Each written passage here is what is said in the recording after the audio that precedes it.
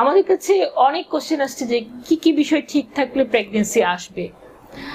তো আসলে ধারণ বা প্রেগনেন্সির জন্য যে বিষয়গুলো ঠিক থাকা দরকার তার মধ্যে একটি হচ্ছে টিউব টেস্ট, টিউবটা, আর এটা হচ্ছে ওভারি থেকে ডিমটা ঠিকঠাক মতো ফুটছে কিনা, ডিমগুলো রিজার্ভ ঠিক আছে কিনা, জরায়ুর ভিতরটা ঠিক আছে কিনা, এবং স্পার্মের কাউন্ট, মোটিলিটি এগুলো ঠিক আছে কিনা। এই চারটা বিষয় যদি মোটামুটি ঠিক থাকে তাহলে আমরা ধরতে পারি যে ওনার বাচ্চা কোনো না কোনো সময় কনসেপ্ট করবে।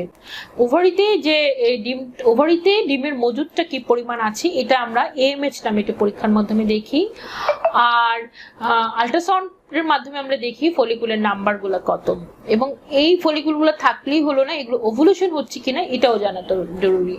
ওভুলেশন দেখার জন্য আমরা TVS করে ফলিকুলার ট্র্যাকিং করতে পারি, অথবা মাসিকের 21তম দিনে প্রজেস্টেরন টেস্ট করতে পারি যদি তার সাইকেল রেগুলার হয়, অথবা ওভো টেস্ট কেস দিয়ে আমরা মাসিকের 12 থেকে 20তম দিনে একদিন পরপর পরীক্ষা করে দেখতে পারি যে পজিটিভ আসে কিনা বা দুই দাগ উঠে কিনা।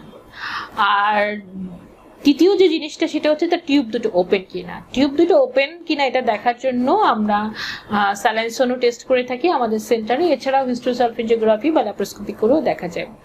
এরপর আসা যাক জরায়ুর ভিতরে কোনো ফাইব্রয়েড, এডিনোমায়োসিস বা পলিপ বা অ্যাডিশন বা সাইনিশিয়া এগুলো আছে কিনা।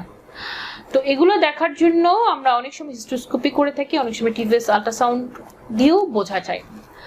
তো আর 5 নম্বর এবং সবচেয়ে ইম্পর্টেন্ট যে জিনিসটা, ছেলেদের স্পার্মের কাউন্ট, মোটিলিটি, মরফোলজিটা ঠিক আছে কিনা এটা দেখার জন্য আমরা সিমেন অ্যানালাইসিস নামে একটি পরীক্ষা